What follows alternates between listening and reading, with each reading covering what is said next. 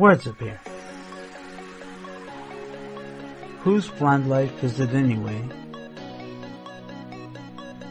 In association with Sterling Creations and VIP Tech Productions present Ask Donna. Donna Jodhan answers your questions and offers you tips and tricks on being an author, an expert, a sight loss coach, and an advocate. Ask Donna, the sight loss coach. Good morning, everybody, and greetings. It is Donna Jodhan, and I'm pleased to be here with you one more week. And I do thank my wonderful friend and associate Victor Julia for giving me this opportunity to be with you. I'm totally enjoying what I'm doing every week, wearing a different hat. And for March, I have worn the hat of an advocate, and last week the hat of an author. For this week, we're going to wear the hat of a coach. You know, folks, it's lots and lots of fun to be able to have this very unique opportunity to present different sides of the coin, as I call it, every week. A different perspective. So for 1 week, it's Ask the Advocate. Then the next week it is Ask the Author. And today it is Ask the Coach.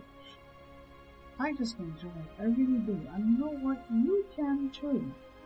I'm happy to show you how to learn to wear any of these hats. And I'll tell you how to contact me at the end of my show. Okay? So for this week, as my Ask the Coach hat, I want to talk to you about how does one go about finding obstacles on the sidewalk. Looks as if I'm having a bit of problem talking to you, so let me try and be better at this. Good. It really all depends on the time of the year, whether it's summer or spring or fall or winter, because different techniques need to be used in different seasons. You have to be able to realize that the season will dictate how you go about finding obstacles. For example, in the spring, when a lot of construction starts up, there's going to be a lot more obstacles on the sidewalk, and this is going to continue into the summer. So if you know this, starting with the spring and summer, you know that you and your cane need to be more alert, using your cane to be more alert will help you out. And your dog, if you have a guide dog, will also help you to find more types of obstacles. And what types of obstacles are we talking about? Usually barriers, wooden barriers, metal barriers, even some holes you might find. But you know what? Workmen are supposed to barrier those holes for you so that you don't go wandering into them. And in most cases they do. They're pretty good. Or if they see you coming, what they do is that they come to your assistance. But if you know that wooden barriers and metal barriers and holes are going to be the order of the day during the spring and summer, this is one big technique that you can use. The other thing would be tree branches in the way that would fall, and this would carry over into the fall as well. You have a lot of tree branches that fall, and also in the fall you have piles and piles of dried leaves or dead leaves in your way. Okay? In the winter, It all depends on the time of day or the day itself. You may have snowbanks, you may have ice, and these are the two main things for the winter, maybe the late fall or even early spring as well. So snowbanks are one thing you got to look out for. Ice is another thing. It is more difficult to spot ice on a sidewalk. I don't know or don't have a true and tried technique for that. I would say walk slower, walk more carefully, and cane out front of you, swinging gently from side to side. If you have a dog, the dog is going to be able to help you find those banks and those icy patches on the sidewalk. Now, edges don't always matter, like going to the edge and trying to avoid barriers don't always work out, because you know what happens? A lot of the time, other people use the edges of a sidewalk to move their constructions to or move their barriers to. So it doesn't matter if you have an inner edge or an outer edge that you may feel safer. I don't think personally that you're going to be any safer on any part of the sidewalk, whether it be on the inner edge or whether it be on the outer edge. And you know what? I think this is a perfect time for me to ask the people to send in their feedback. Let us know what you think. Tell us how you believe we can deal with obstacles on the sidewalks during any time of the year. Okay?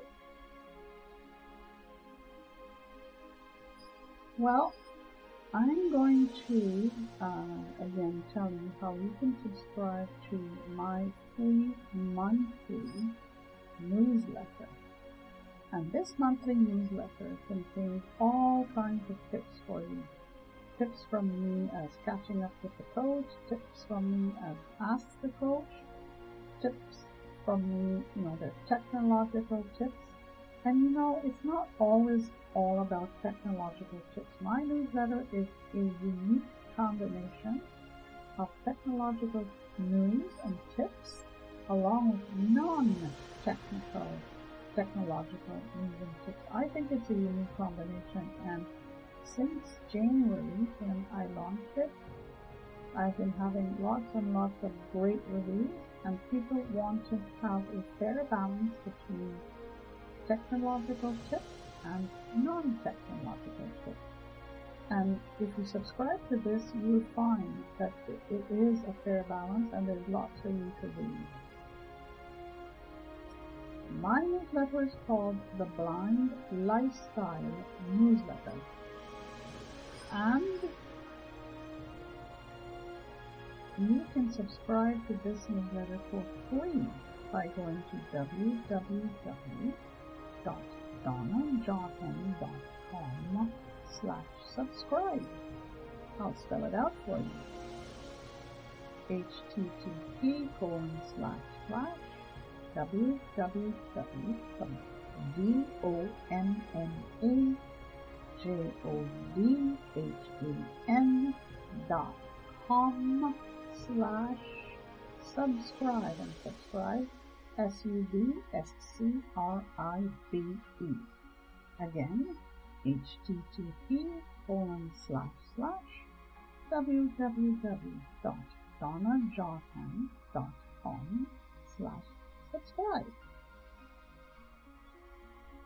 And you can read more about my newsletter or read my newsletters, which are archived as well, at www.donnajodhan.html.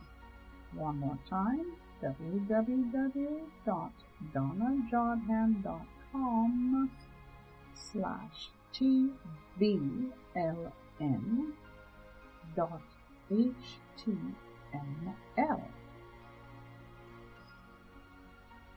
Okay, if you want to read more about me,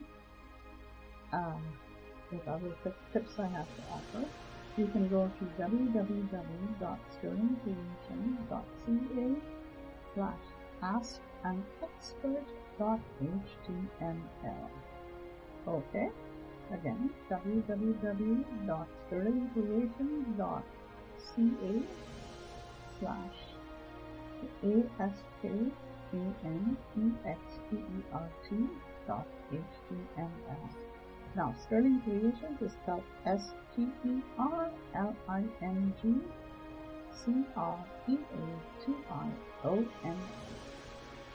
Okay? Right. So, I'm going to end my show this week with my mental stretch. I started this mental stretch at the beginning of my March shows. And so far so good. I've been getting a lot of feedback on my mental stretch, and I really think it's important. I mean, we have the physical stretch, we have all kinds of different types of stretches. So why not the mental stretch? And how do we do this? We do this by using one of our senses. Okay? For this week, let's use the sense of taste as part of our mental stretch. We all have a favorite taste, don't we? It could be the taste of chocolate, the taste of candies, the taste of cookies, the taste of cakes, or anything, the taste of apple pie, the taste of pasta, and, meatballs, anything like that. Let's concentrate on the sense of taste. So you taste something you really like, and you know what starts to happen? Your creative juices begin to kick in. Your imagination begins to wander, and soon you're thinking of not just good old past memories, or something presently happening to you. It could be something that you're thinking of that you'd like to do in the future. Let's take a little time to examine this, okay? The sense of taste. Taste a piece of wonderful tasting chocolate with hazelnuts and almonds and fruits in it, okay? You start to be, you start thinking, you start enjoying, you start saying, what can I do for today that will be a little different? This is how it all gets going through the sense of taste. And this is what my mental stretch is all about. Use the mental stretch to help you rejuvenate, refresh, recharge, regurgitate, anything like that, okay? Alright then, if you would like to contact me, here is my temporary email address. It's donnajodhan@gmail.com. Again, donnajodhan@gmail.com. And that's spelled DONNAJODHAN. donnajodhan@gmail.com. And I'm hoping that I will have a more permanent email address for you to send your feedback to, your suggestions to. Hey, don't hesitate. I'm here. I want to hear from you. And I wish you a happy day, happy week ahead, and you take care and stay safe. Tune in every Wednesday mornings at 10:30 a.m. Eastern, 7:30 a.m. Pacific for Ask Donna on Whose Blind Life Is It Anyway?